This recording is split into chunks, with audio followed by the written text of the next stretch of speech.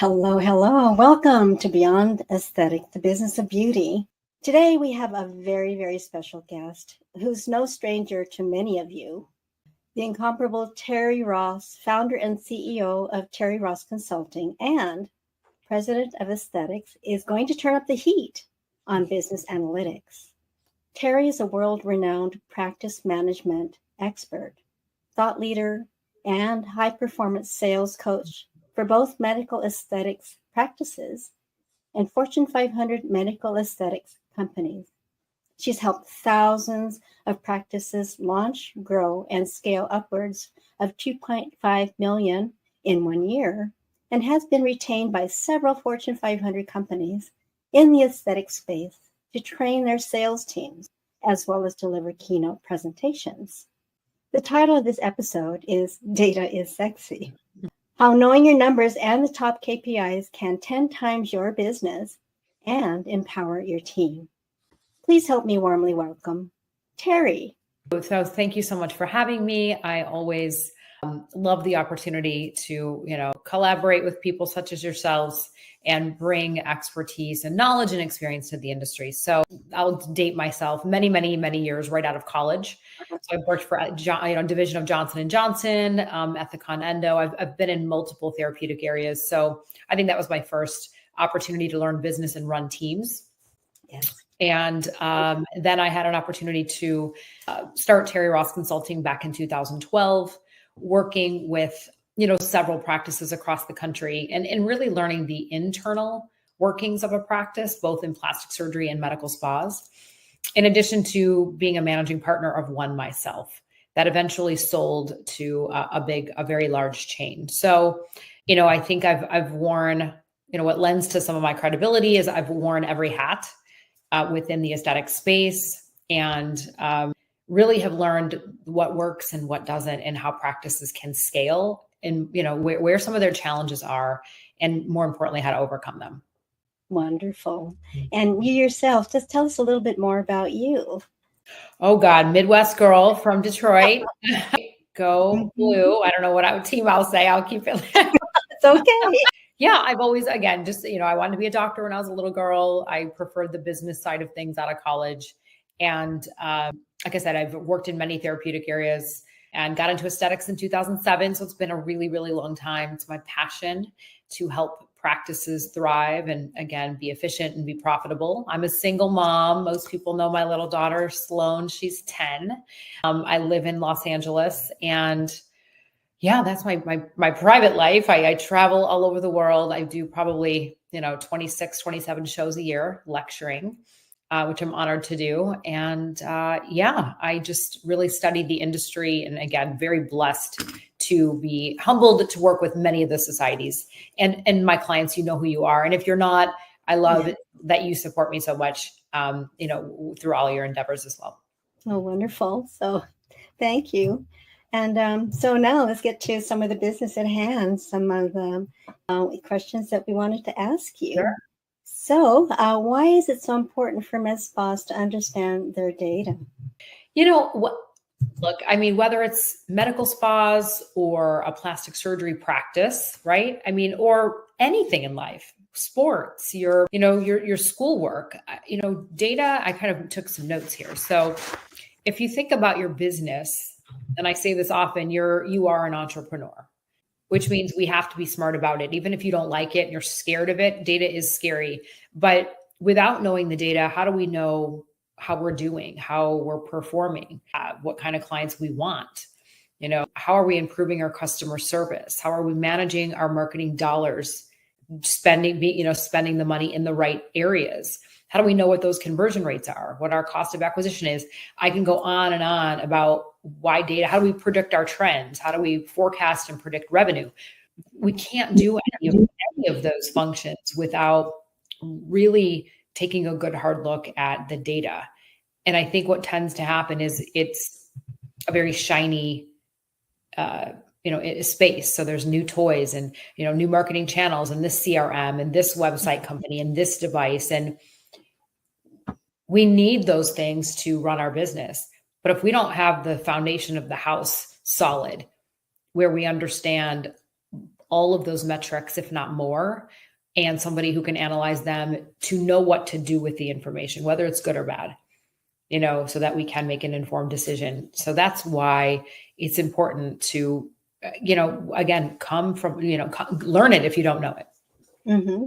Right. So, and then there's something called KPIs. Can you explain for us who may not be familiar with the term KPIs? Sure. It stands for Key Performance Indicator. And the best way to simplify the term is just, it is a measurement of time, right? Your key performance indicators can mean many things, but where are you today?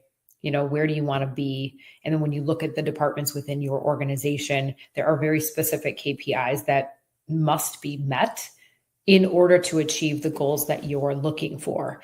And the hard part in the industry is most people don't know what they are. So they're operating blindly, hoping it works.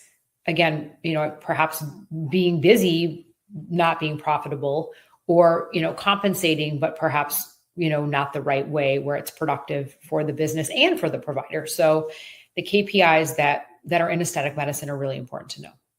Right. And I love it that you make it a measurement of time, because time is money, and we want to make the best use of our time and the most profitable use of our time.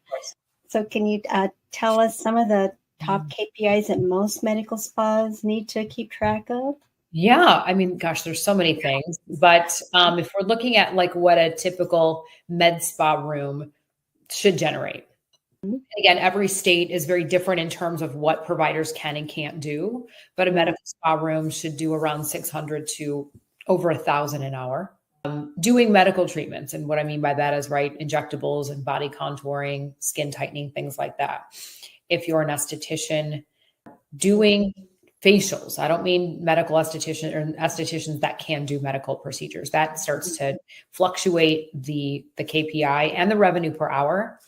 But an esthetician should do around $250 to $350. Surgeons should do over $3,000 an hour.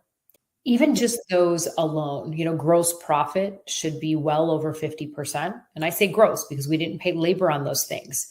Mm-hmm. So I love now when you just said time is money, I always ask my audience, like, what do you think that we sell? It's interesting because I'll get several terms, and they're right. And they're all right. We sell happiness, we sell experience, we sell results, we sell outcome, but we sell time. Yes. That really is what we sell. We can't get it back. So if we don't know the KPIs and we're just in the room, right, functioning, patients all day, are you questioning, like, right, how many patients am I seeing? What are they spending? How often do they return? Right? What is my revenue per hour? Am I meeting the benchmark? Am I not? And once you know what the benchmarks are, you can back into the data to say, I'm short here, or I've been wasting my time doing these procedures that don't yield the highest return on investment. And maybe I'm going to change my marketing efforts and focus on these things that do.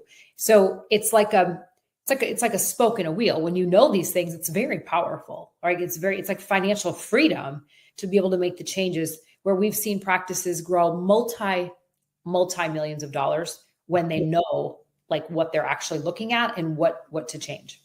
Right. And you gave us some numbers. I imagine they're benchmark numbers, like $3,000 an hour for a surgeon and several $100s for other practitioners within a practice. Are those nationwide benchmarks? They are. Mm-hmm. Yes. And so if a med spa doesn't know whether or not they're measuring up, then they should find out.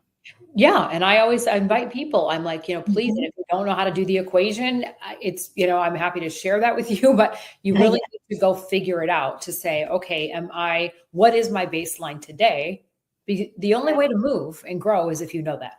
Right. Otherwise, people are wondering where in a market now that's becoming very saturated and very commoditized, the only way to grow and compete, it can't be about cheapening your brand or reducing the price or offering discounts. That we're not in the discounting business. And it's shame on anyone that feels they have to do that because your time is worth it, your expertise, your overhead. You should not have to feel like you have to diminish yourself because somebody can't afford it.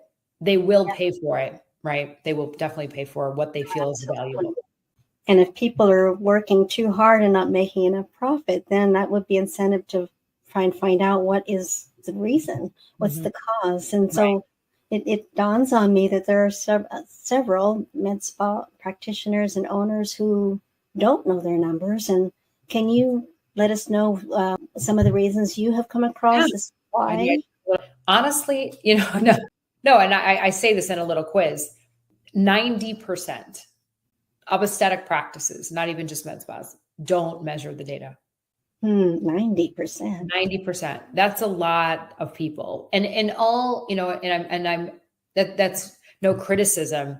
I'm fortunate to do what we do and be able to help people understand and navigate through muddy waters. They don't teach you the business side of aesthetic medicine. So you come out, you're an amazing provider. You want to have big dreams and big goals and do good work. Doing good work is great. But in order to have a sustainable company where patients want to come back. So I think that's one. People don't know what to do, how to measure it, where do I look? There's so much information. The second thing is there's the practice management systems out there. There's several, probably the top 4 or 5 in aesthetic medicine, but the data is not standardized. So if somebody has Nextech versus Simplast versus Aesthetic Record versus Patient Now, the way you do it and the way I do it could be very different. So then it just becomes garbage in and garbage out. So as a consultant for so many years, we would analyze shitty data. Yeah. Because it's fragmented. So the industry alone doesn't have standardization of data, right? Okay. Right. And then the third is that training. Like, where does anyone go to get training? I wrote courses and everyone know, we've written sales training courses and our financial courses. And we wrote them and I launched the sales training one out of my own core background for 25 plus years selling and managing teams. But how can we hire people within a practice, but not train them? And look, people can say, well, I'm not a salesperson and that's not what I do. But you are. We sell every day. We sell our kids. We sell our spouses. We sell to our friends. We sell getting into college, buying a home. We sell every day. And what we're doing is so there's no training. The third thing is we're lacking the training, the fundamental training for respective roles within the practice. How do we better do our job? And then what KPI am I tied to? So if you're a front desk, I hate to say it, for concierge, it's one of the most important roles within a practice. One of the most important roles. Right. And how do we get them to answer the phone, like qualify the caller, ask the right questions, handle objections, talk about features and benefits, credential the practice, credential the provider, like understand what treatments. I just rattled off 9 things they have to know how to do. Otherwise, the practice is spending money to get the phone to ring or for a web lead to come in. And then the patient doesn't convert. And now we have to know what our patient acquisition cost is. Right. And then the retention piece, the person at the front desk is also the first impression coming in the door. So making them feel right at home, giving them that special experience at a practice. Yeah. Yeah, so important. Absolutely. Right. So you do work with individual med spas to help them with these skills. I do. I mean, obviously, I still have Terri Ross Consulting. So some people prefer that I come out to the practice for a couple of days and do sales training, which I'm going to do, and in a week in Houston with a big platform. I know you're in such demand. Obviously, Apex platform was developed in the middle of COVID, right from Terri Ross Consulting, which allows us to reach and help more people with the same methodologies and training philosophies that I have. Yes. But inside of a practice optimization platform where people can have access to all of the training, all of the data, all of the KPIs, benchmarking tools, and then coaching, group coaching from our team. Right. So you can't go to every single individual medical spa yourself. So you created a system where it's part. Yes. Yeah. The APX platform. And by the way, everyone, if you want to know more about the APX platform, I do have an ebook that was made available to us from Terri, and just request, email me and I'll send it out to you. It's free. And it's so packed with valuable information, some of which Terri is covering today. Mm-hmm. So back to APX. Yep. That's an exciting transition that you've taken. Thank you. Yes, please tell us more about APX. I laugh at myself actually, because I was like, I don't even know what SaaS meant, right? Software as a service. So, I mean, Apex really, it's a practice performance system, practice optimization. And we called it that because people can resonate with the words. If you identify that you're suffering in any of the areas that I just talked about, right? You're training your staff, your culture, your leadership, your data, your KPIs, your conversions, your marketing, your metrics, your revenue, gross profit.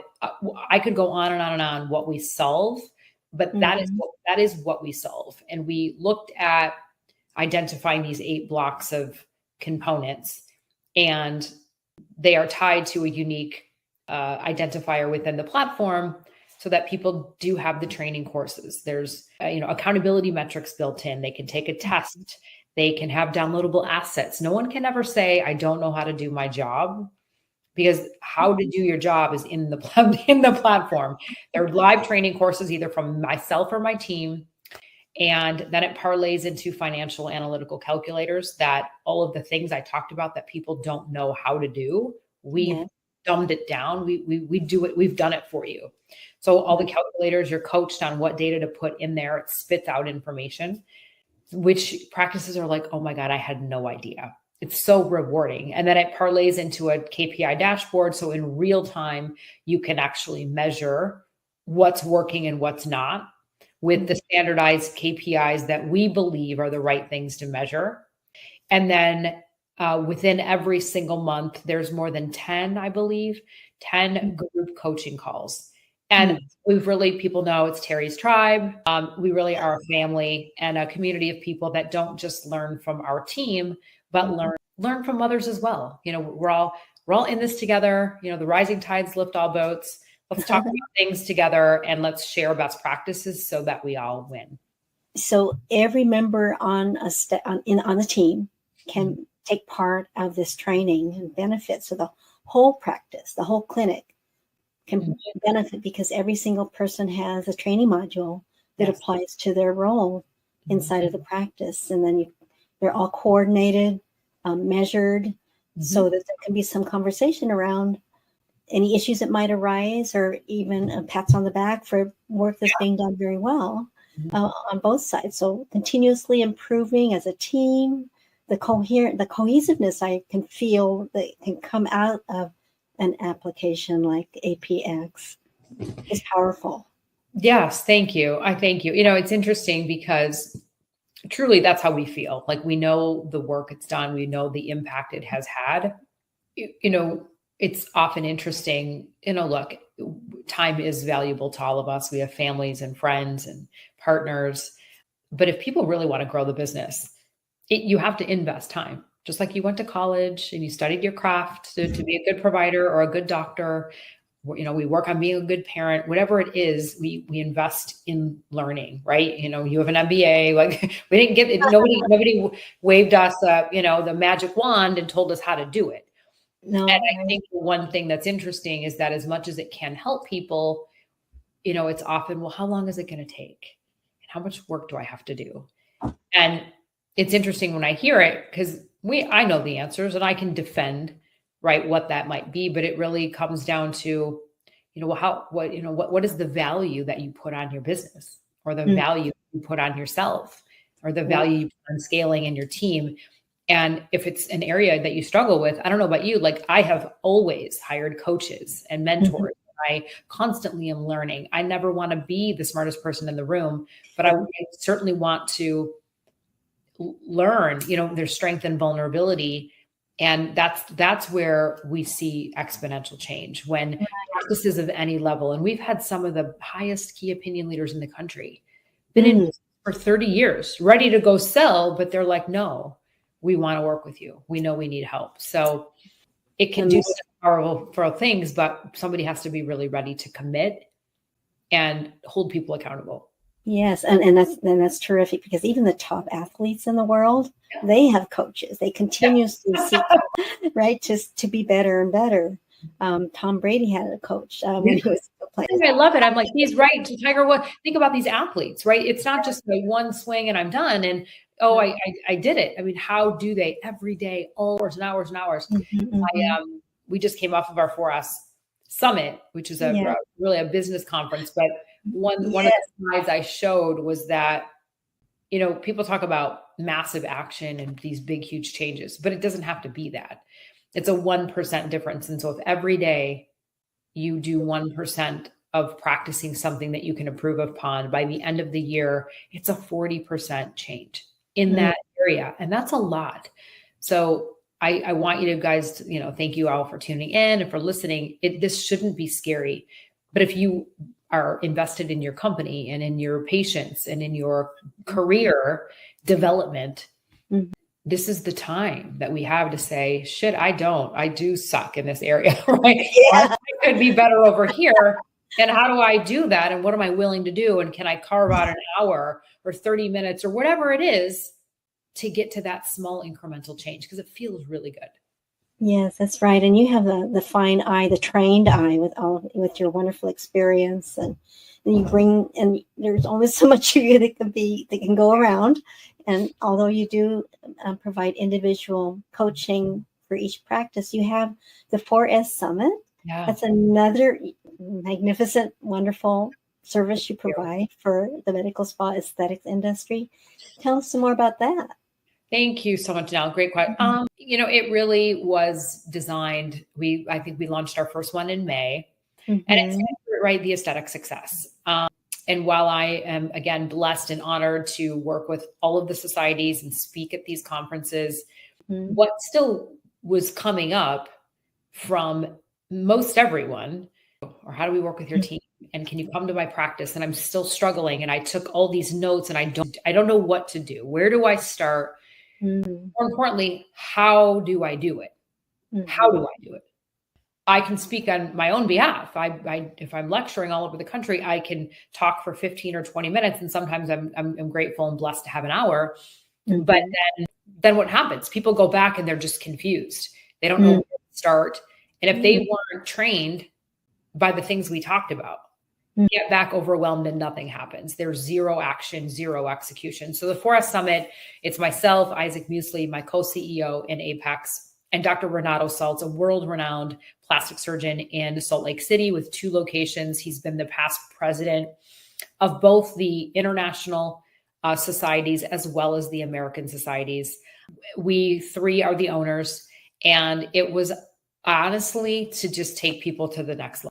Next level, meaning if you want to scale, if you are stuck, right? Certainly Apex can be the supporting factor for you on a long-term basis, right? For a 3-day intensive, down and dirty, right?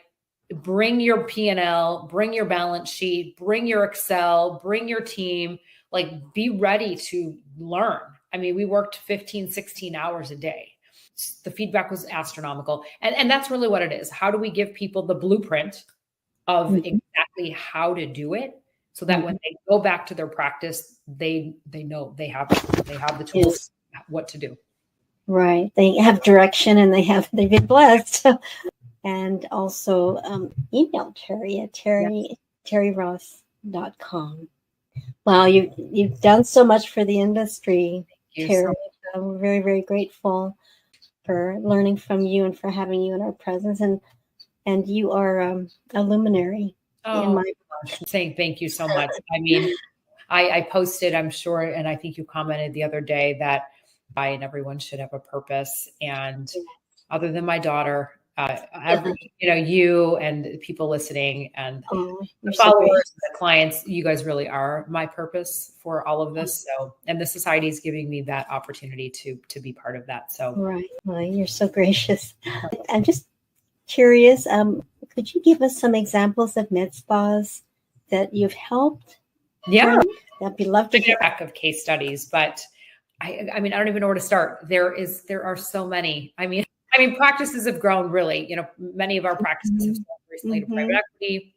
grown $2.5, $3 million a year. Some people that were solo practitioners, afraid to charge a consult fee. Everybody knows how I believe in that. And, or looking at retail and doing a treatment plan. They're working less, making way more money. I mean, again, happy to send the deck. We have just of hundreds of happy clients. Oh, well, please do. I'll be happy to help share. Are there maybe one or two or three that come to mind that like specific really practices? Kind of your what? Yes, examples of how knowing their numbers really turned them around. And the Olam girls, they were featured on the cover of Forbes. Amanda Satterwhite grew $3.5 million. I mean, and these are just people that they're all smart business people. Two things that people need to focus on. When you understand, one, your service mix, diversification. So what services do you offer in what category? I always state there's riches in the niches. You don't have to be everything to everybody, but you certainly cannot be spending your time all day doing laser hair removal. That's not going to cut it, right? And if you're a surgeon, what are you doing to add on to the procedure to generate more revenue? So when I talked about profit per procedure or revenue per hour, those are two KPIs that if you did nothing else, literally for the next quarter, Q4, even if we all believe it's the highest revenue generating quarter, it is. But again, holidays, what's happening in the economy, the war right now. Look, we're in a tough, gas prices are ridiculous. We have got to be smart. So if you're, listening to this, one, I do invite you, please reach out to me. All of my social channels. I have a podcast, In Touch with Terri. I give such valuable information. I invite you to listen to it. It's free, obviously. But if you understand your service mix and then you start to look and say, okay, what is my gross profit? When you know what that is, you're going to quickly identify if things make you money or they don't. Right then and there, you can literally say, well, what changes can I make? I either need to be more efficient with my time, charge more, or eliminate it altogether. Maybe it's dragging you down. Then you look at how you're paying somebody. Cost of labor should be under 20%. People don't know that. Above the line and under 20% if it's tied to a treatment. This is where compensation gets out of whack. Then you look at revenue per hour. We look at it three ways. Revenue per hour as a company, revenue per hour by service category, revenue per hour by provider. Have a benchmark. If you don't know what that is, then you have no idea if I'm Nurse Terri or Dr. Terri or whatever I am in a room, am I doing good or bad?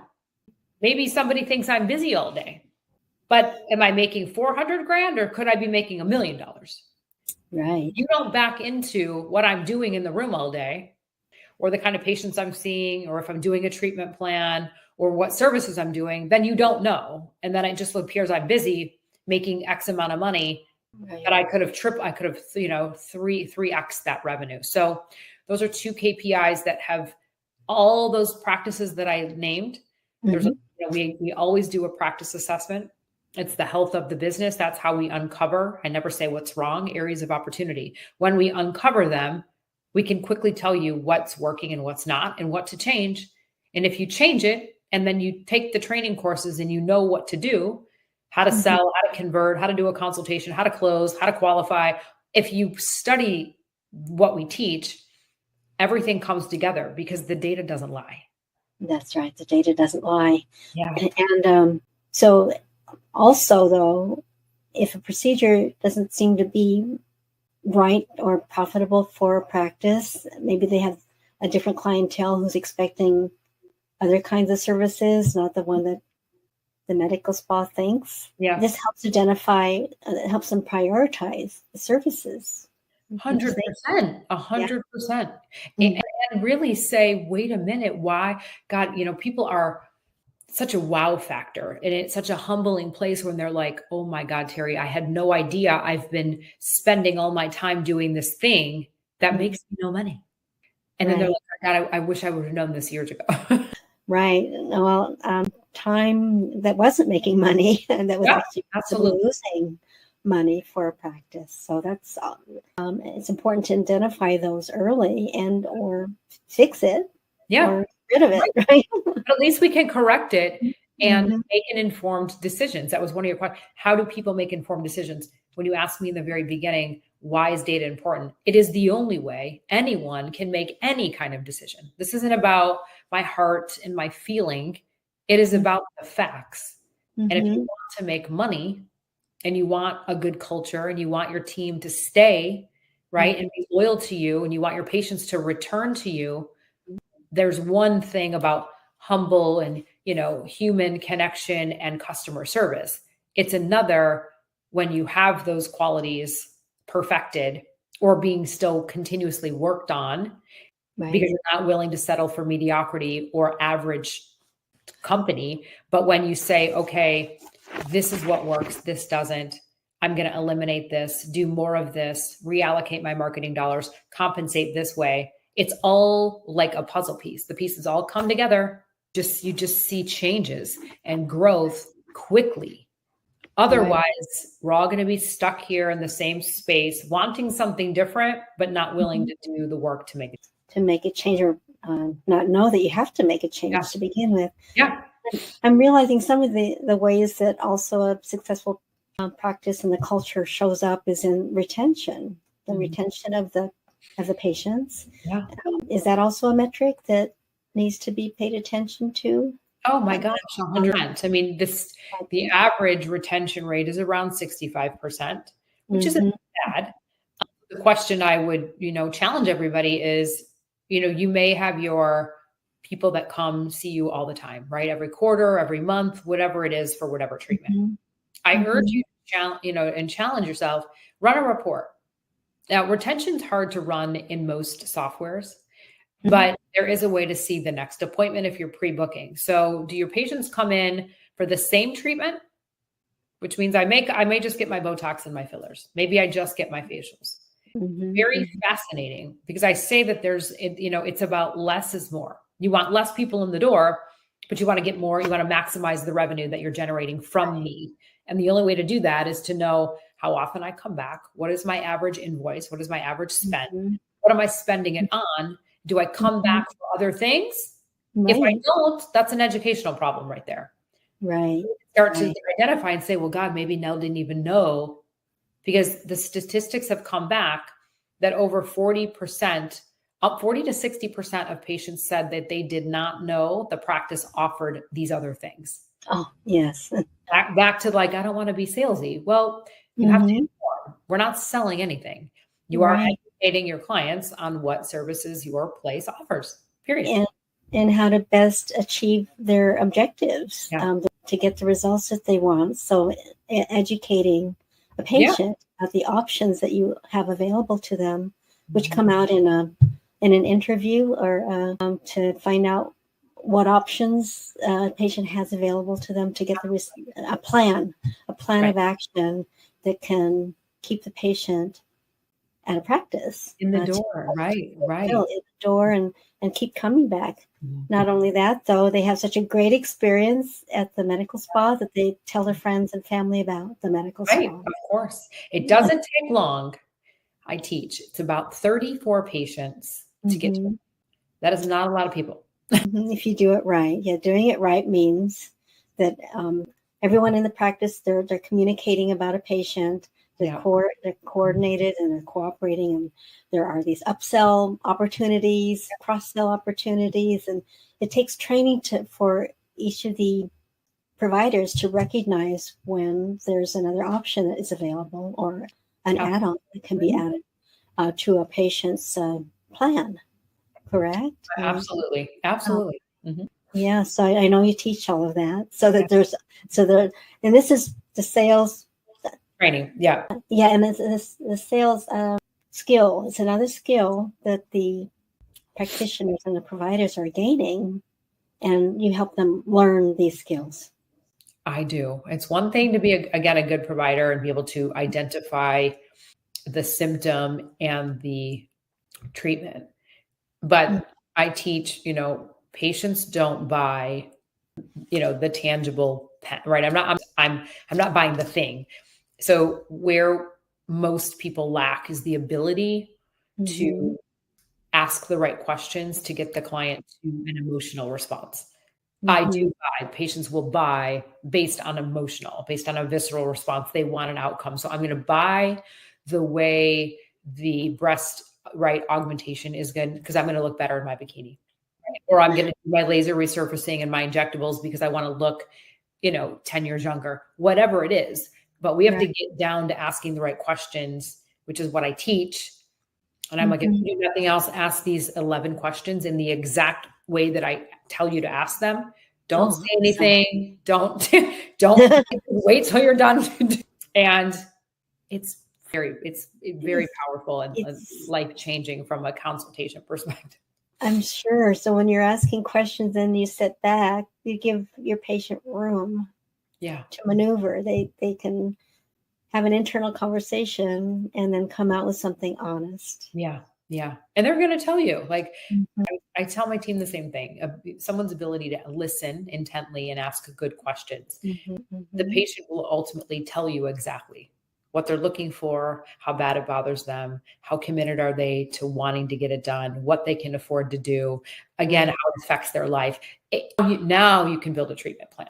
But I'm only saying, okay, you're here for fine lines and wrinkles, and I can do 1, 2, 3 and ABC. Well, we all know the answer. We all know what the patient might need. But then we often we don't listen enough. We talk too much, or the consultation's too short of time. I don't know enough about you.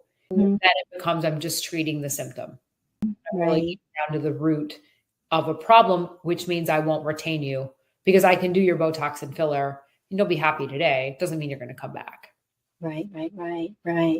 And so follow-up is important, and having a complete end-to-end concierge experience is so important too.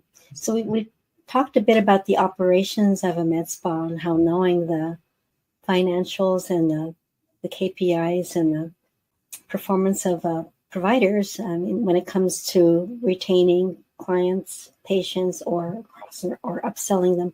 What about equipment? Do you help medical spa owners know when to buy, lease, or not buy or lease a piece of equipment? The buying and the leasing is a personal, I guess, decision. What we help them do is identify. Our team's opened up 100 practices across the country, which is in our startup medical program. So if people are listening and you have a desire to start or expand, that's a different program that is within Apex, run by 2 of our senior consultants. But people will ask us, Terri, what do I buy?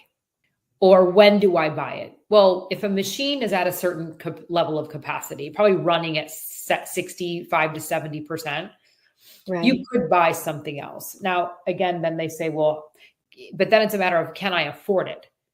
And since I come from that corporate space, it's not about the reps telling you, hey, now, do 30 procedures and you're going to pay it off. Well, it doesn't really work like that, right? Again, there's the lease, the warranty, labor, cost of goods. There's a lot of things to run that machine. So it can't just sit in the corner gathering dust. Before somebody buys something, you should very much, do a survey monkey. Ask your patients, right? Do a survey monkey of your entire database. Ask them, are they interested in this service category or this device?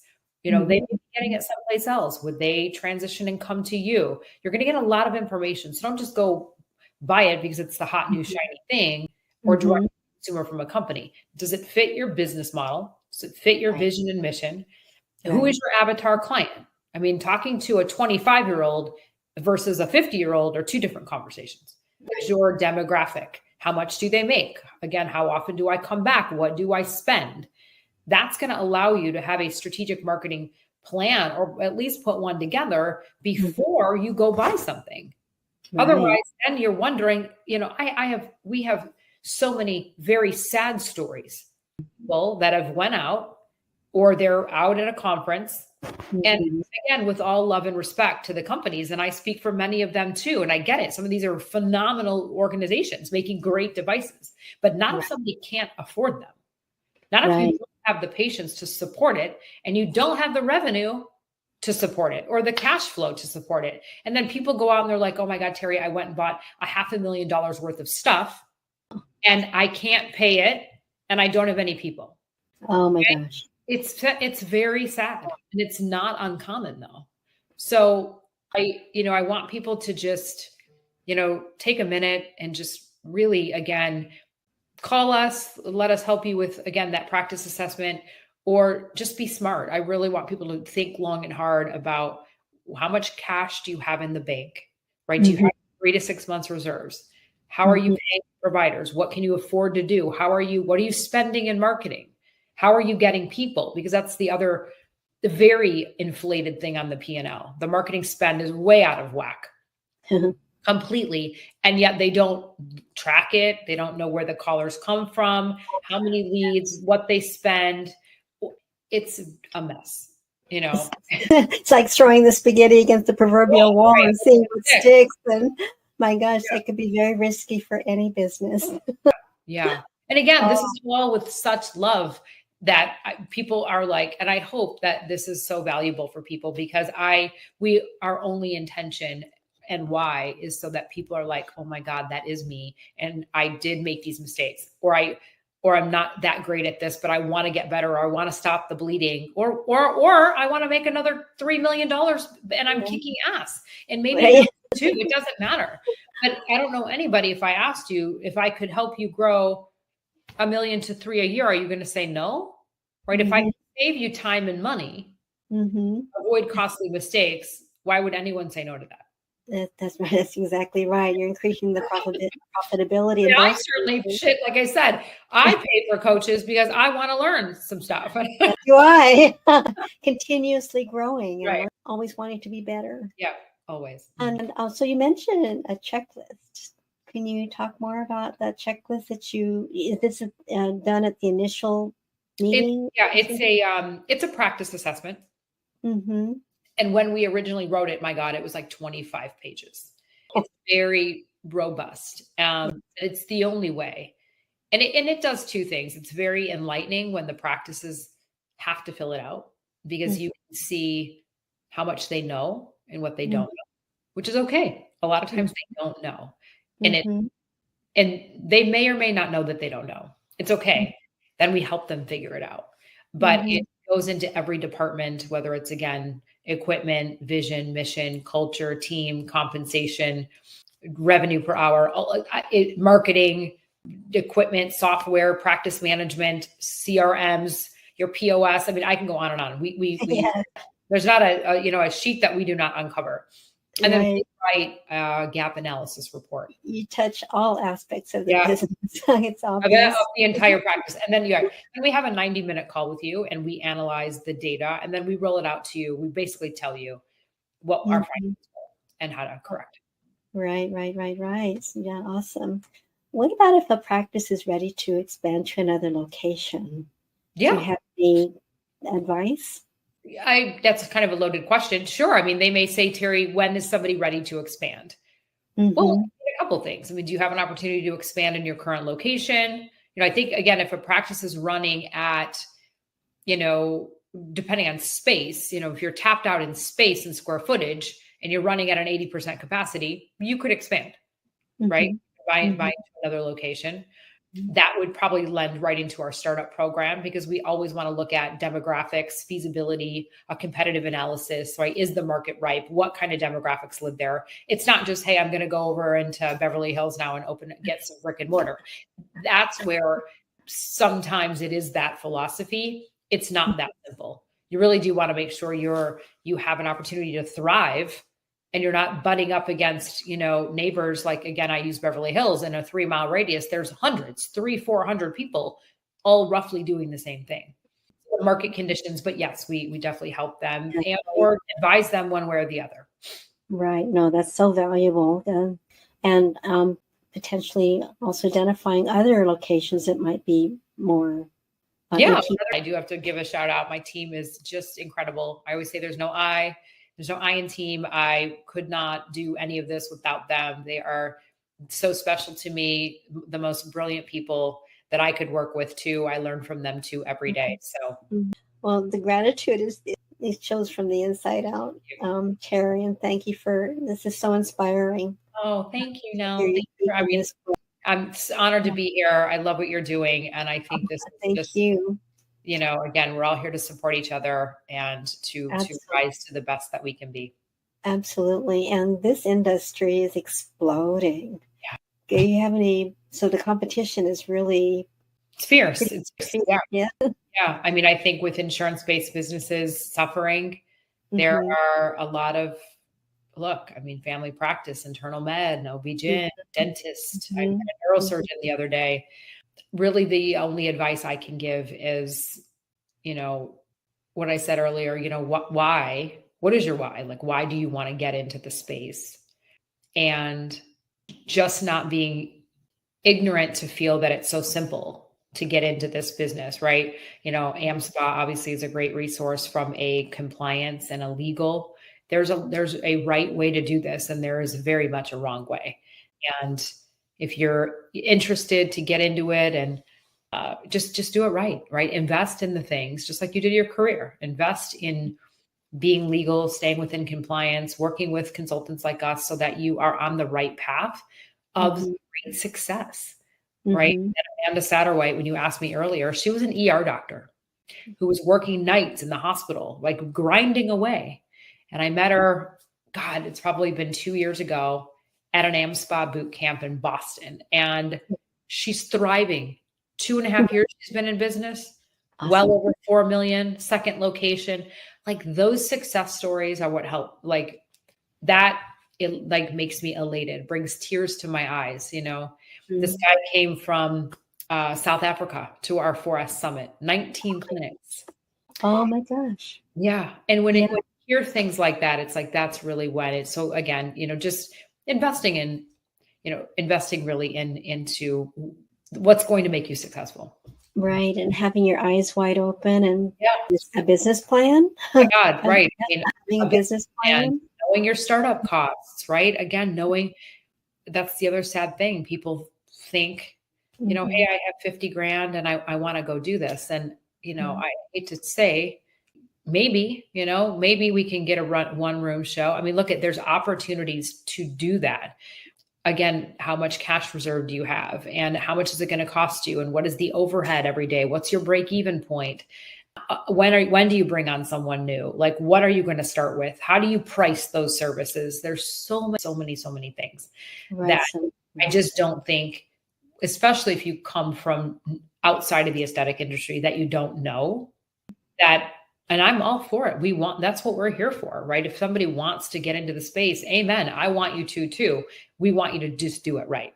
Right. Do it right. And really be realistic about the competition, the area you're serving, whether or not you have a strong enough why, because it can be tough to start up most any business. So what would you say is the usual break-even timeline, would you say? Break-even's hard because it really depends on, the clients, the marketing. There's so many factors. I would say that the startup costs are anywhere from, I think the AmSpa report showed around 350. We see it's probably about 1.5 million. Now, depending on somebody's business model, you can just be a solo provider doing something in, 2 rooms or 1 room renting. It's going to be different for everybody. So I always say there's, different ways to skin the cat, or many ways, I should say. That just making sure that you have the right contracts, the right standard operating procedures, the right medical director. This isn't like I go buy a template off the internet and I'm filling in the blanks by myself. Like that's not, we fix so many problems for people trying to do it on your own. This isn't the time to be cheap or try to figure it out because your friend told you or you Googled it online. It doesn't work. It doesn't really work like that. And that is like my honest, humble heart. There's just too many mistakes.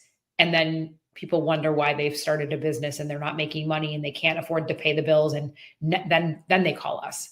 I would rather people be prepared and knowledgeable in the beginning of what they can expect. Right. And that in of itself, when you work with And I say this about myself, I know about my children, my daughter. I mean, I have coaches for her. I'm not an expert in Taekwondo. I don't know how to do it. I'm not a soccer coach. And so we all invest in the things that cost me. But I say there's a difference between an investment, which yields a return, versus an expense. And so I think that working with experts is definitely an investment, because the savings you're going to get in the long run will far outweigh what that investment was. Right. Especially in this it's becoming even more complex with private equity taking a big interest in acquiring medical spas. The competition has really taken another turn. So there's that is another kind of pitfall that people need to be prepared for. Well, if they have a desire to sell, and I know nobody wants to work until they're 90 or 100 and shut the doors. Right. Private equity does look for very specific things. So, we're helping them get their house in order, the books clean, structured, so that they can eventually be operating with that sustainable revenue that they'll eventually be able to sell for the multiples they're looking for. Absolutely. Terri, you've been so generous with your time. I could talk for longer, and I hope with you. And I only feel like we've just been, even though we've talked for almost an hour, we just scratched the surface. And if you're willing, I'd love to have you again. I would love that. Of course. Yes, you're such a wealth of information, and you're a beautiful human being. We just really adore you. Oh, I appreciate you so much. Thank you, Nell, for having me. Thank you, everyone. Grateful for the opportunity, and would love to hear from you again, whether it's on the podcast or my Instagram, or if you're going to email me, please, my door is always wide open. So thank you, Nell. Fabulous. Any parting words that any takeaways you'd like to leave with our audience? Yeah, no, just again, thanks for tuning in and listening. I always say, if you've invested in watching this hour, that means you have a desire and a hunger and a need for wanting more and to do more. So again, I invite you to visit Terri Ross Consulting, Apex platform. Find me on Instagram, which is Terri Ross Consulting. DM me. The YouTube is the same, and the podcast is In Touch with Terri. So thank you so much again. All right. Thank you. All right. So we'll say goodbye until later. And Terri, thank you, and have a wonderful evening. You take care too. Bye. Hello again, everybody. My gosh, wasn't that fabulous? She shared so much with us, and I just am really grateful. Do stay tuned with us next week, same time, same place. And look forward to seeing you. Until then, this is Nell with Med Spa Well, and